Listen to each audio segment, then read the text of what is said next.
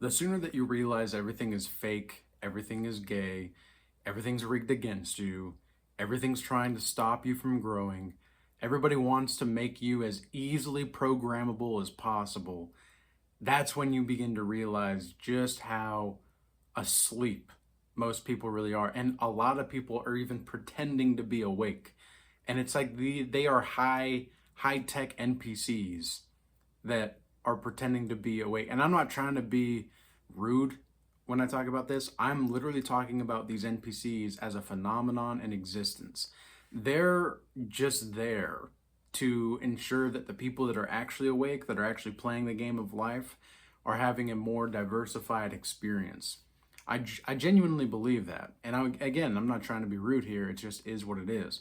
For example, if you're hyper focused on patriotism, or if you're hyper focused on your race, or you're hyper focused on your gender or whatever, like, it's okay to be sexist for sure. I think being sexist will definitely open up doors for you in the psychological and spiritual realm that you might have not known before, simply because it is the truth. But it's not about hating people or thinking that you're better than other people just because of whatever. Like, you might be better in certain skill sets, sure, because yeah, that's going to happen. But are you better simply because you feel like you have higher moral principles or whatever, and you value your identity over character? No, no. And this is why with semen retention, all these things are going to fall away. If you truly are on the path and you want the truth. You just want the truth. You don't care what the truth is. You just want the truth. Okay? That is going to be where you begin, is on semen retention. Semen retention allows you to really grow closer to God in a way that every falsehood that you've ever known is going to fall away eventually. Okay, I'll be going on semen retention for 4 years coming up in May of this year. And one thing that I have been continually not surprised with, but just genuinely uncertain, like happily stumbling upon happy uncertainties. I suppose you could say it like that. And one thing about those happy uncertainties is that I'm realizing just how much of a timeline people are in. People are in timelines and they don't even realize it. Like, there is the reality that we live in this current moment. But the only thing that we really know is how everything has happened and why it's happened and how it has happened. We don't always actually know the why or the how, though. We just know the what. And we know the when in our minds, but do you actually know where you are? Okay, do you actually know where you are in this existence? If you were to go outside right now, do you really know that you are in January 11th, 2026? Or do you think that that's just a construct as well? And I'm not saying that that's a bad thing. I'm just saying recognize the reality for what it is. It's a high-tech video game that is designed to keep you in a time loop, okay? And semen retention is a gateway and a door to exit from this time loop, okay? Because if I were the devil, I would want all of the people that are trying to get awake stuck in a time loop, and stuck in certain ways, and stuck in certain abilities that they cannot transition with the time because they're stuck on a time loop. And other people that may be on different times, or they might not even have the time loop at all. Like, they're not even on a timeline. They're on a timeless line. And that timeless line isn't even linear. Okay? Have you ever felt as if you were actually experiencing time linearly? Okay, have you ever actually felt that you're experiencing time going forward, but yet for some reason you can only understand time looking backward? You ever notice that? You ever notice that? That's very interesting now, isn't it? And a lot of these monitoring spirits out here, a lot of the demons out here, I call it like zombie programming. okay? Because they want you to be like a zombie. And a lot of y'all, and I'm not speaking to you directly here, but a lot of y'all are on zombie programming and you don't even fucking know it. And it's so ridiculous because I get upset about this. And I don't get upset at the person. I get upset at the reasons behind why they're doing what they're doing. I get upset at the behavior because I get upset because now I know just how easily zombie programmable you are. You're a zombie program and you're acting like you're not. And so now I have to change my whole perception for you and how you live in the world according to my standards and my principles. It's like what Friedrich Nietzsche said. It's like, I don't care that you lied to me. I care that I can't trust you again. That's how it feels when somebody reveals how much of a program they are. And that's what happens, a lot of this time with women specifically out here. They are so focused on trying to help other people. Have you ever noticed that women do this? Women will say like, "Oh, I'm just so focused on helping everybody else. I'm so focused on everybody else." And then you ask yourself, and you're thinking to yourself like, "You only do things for you, woman. Like you only take for you, and you're acting like you're this like holy whatever.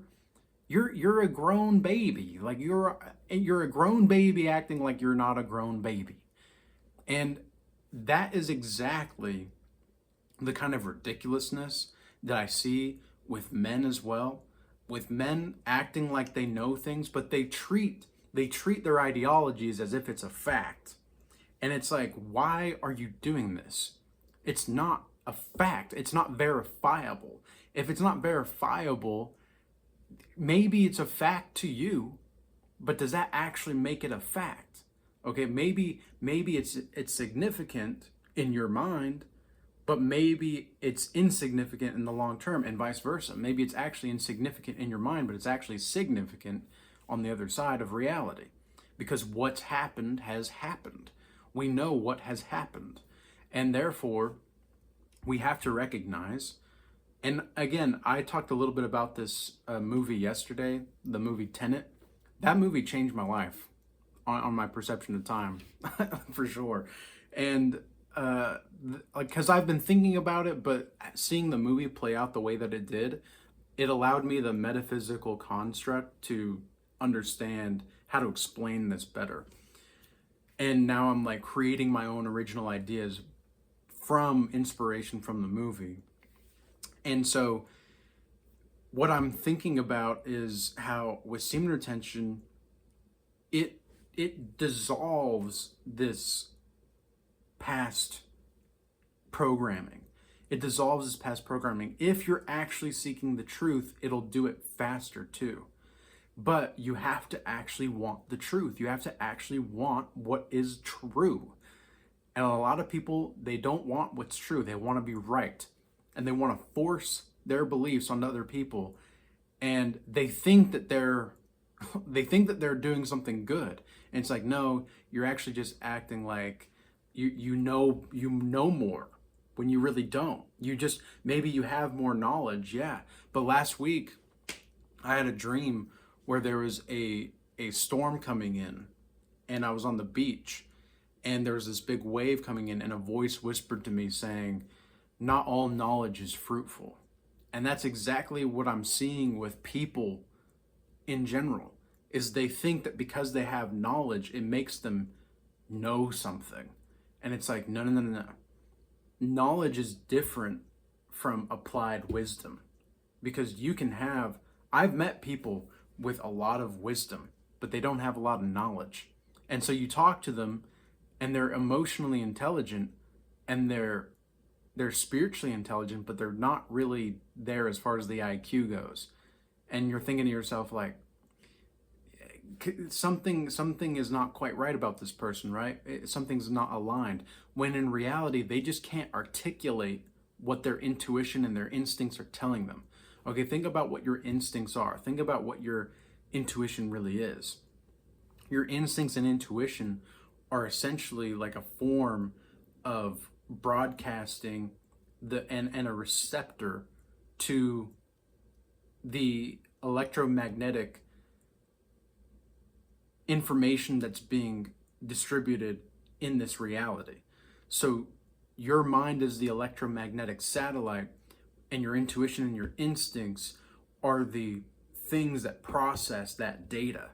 So that's why you have certain responses or reactions to certain things, and your nervous system is going to be healed tenfold on semen retention. This is one thing that people get to me quite a bit about when they have these kinds of questions and such about semen retention. They're like, "Oh, I just have so much energy. I just can't feel like I can sleep." Or then on the flip side, they're like, "I have more energy than ever, and it's great." Depending on where people are at in their walk, they don't really know how to handle the either the power of semen retention, or they don't know how to handle the power of their livelihood and on semen retention, because their body, the vessel, it's just not used to actually being like, it's not actually used to being proper in its state of being. Because a lot of people will say, "Oh, you got a lot of semen retention benefits." I don't see that as semen retention benefit. Okay, like, semen retention benefits in my world don't exist. And let me tell you why. Because a lot of people will probably be like, "Well, what do you mean they don't exist? I've seen the benefits. You've talked about benefits before, Thaddeus." It's like, well, yeah, I have talked about the benefits, but we have to use these terms loosely. Okay, we have to use these terms to the degree in which we understand that it's nuanced. Okay, benefit. The only reason that I talk about benefits is because I have to attract some kind of form of truth using your senses, right? This is something else that Nietzsche's talked about, and I'm not particularly a fan of Nietzsche. Okay, I want to make that clear as well. However, I think that he has a lot of interesting things to say, and I think he was right on the cusp of, he was a genius. Don't get me wrong. He was definitely one in a billion, but there was just one little thing that he couldn't quite, get across. And it's entirely possible that there's more truthful nuggets to take from him than a lot of people would like to admit. But I have to attract some kind of form of truth through your senses. I can't speak always to your spirit because you won't understand me. Okay, even Jesus Christ spoke in parables. Well, why did he speak in parables? Well, because it spoke to a deeper part of the soul. It spoke through storytelling. Stories are going to be the way in which we can truly understand the reality that we live in. Storytelling is a timeline, okay? This is what I mean when I speak about timelines and how people are trapped in their own timeline or in another person's timeline that this other person's constructed.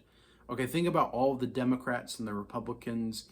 That's just the most raw example, right? They're each on their own timeline, and they both think that they're on the right timeline. But if you just exit yourself from the timeline, you see, they're both wrong. They're both on a timeline that's going to end nowhere. And so then you're thinking to yourself, well, now what? Now that I've removed myself from this timeline, where do I go? What do I do here? How do I handle myself? What do I do? Well, fortunately, you're not here to save the world. Okay, fortunately, you don't have to save the world. You just got to focus on your own salvation with Christ. So focus on your own salvation with Christ. Continue to do what you need to do. Live the truth. Let die what is false. Stop trying to keep this lie going. You're just a program, bro. You're just a program. You're on a program. And again, I hate when I see that this person is just too programmable, because that means that they're going to betray me or take advantage of me or try to take something from me at some point in time. Because I was thinking about this just a few nights ago, where I've rarely had any relationships last more than 2 to 3 years where I have either not outgrown them or they haven't tried to take advantage of me or have completed that taking advantage and have succeeded in their taking advantage of me.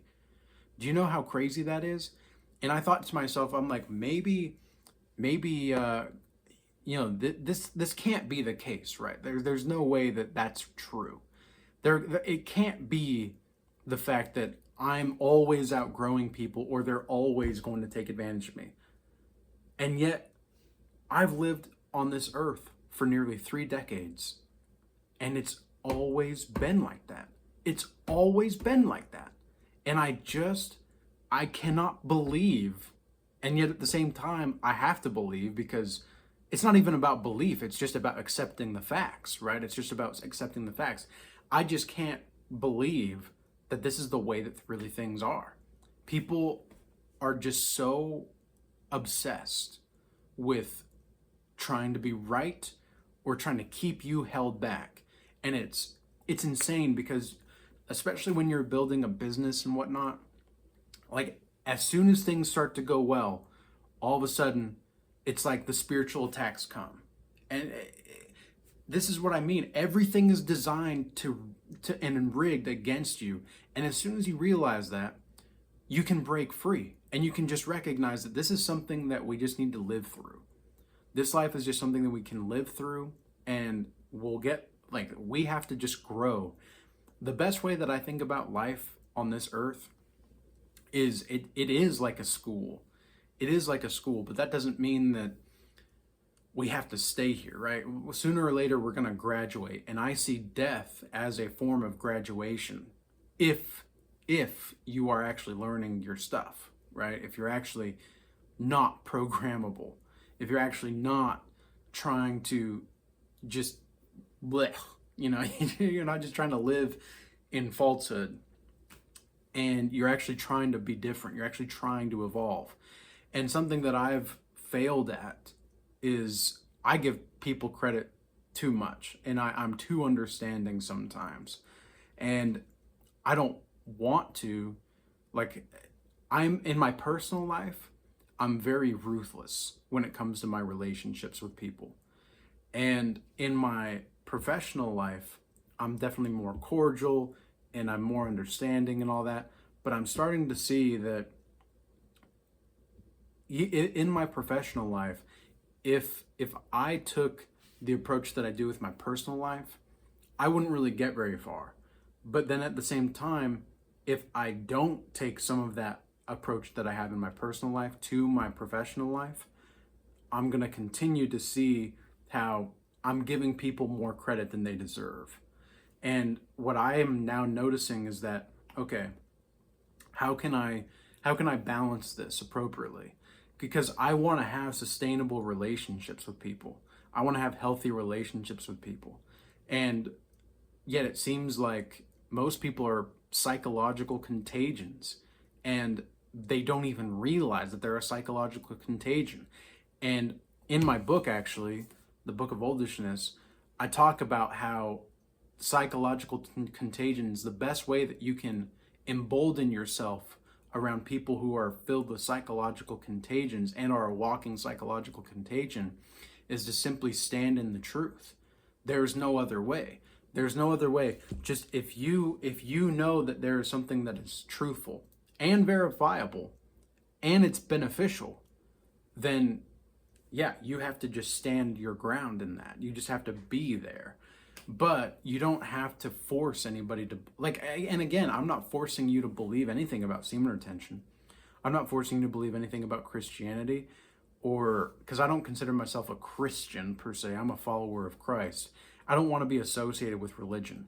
A lot of people will hear me talk about Christ and they're like, oh, another religious person. It's like, no, I'm not religious. In fact, it's not that I take offense to it. It's just that I can, again, see, you're at that stage, right? Like once you reach a certain level of mastery, of godlike mastery, you just see where people are at in their stages of life. And this is why I totally see how gurus, like in the Eastern religions, they just went up to a cave and they lived there because they were like, you know what? Have fun, world. I'm gonna go do this because now that I've realized what this world is about, okay, like, okay, I'll just go chill. Because it makes you want to do that, because sometimes the people, and this is why I think it's a higher spiritual attainment to actually not only live the truth and see the truth, but also to come back and share the light with people, right? Share the light with people. Because if you don't know how to share that light appropriately, you're going to try to force people into the darkness. And you don't even know that that's what you're doing. And that's what makes it so insidious. And that's what makes it so sinister. It's like all the race thing, like what I was talking about earlier, right? Race, patriotism, gender stuff. Like if you just try to generational stuff as well, like every generation is trying to do something for itself. And that's just the truth. Okay, it's just the truth.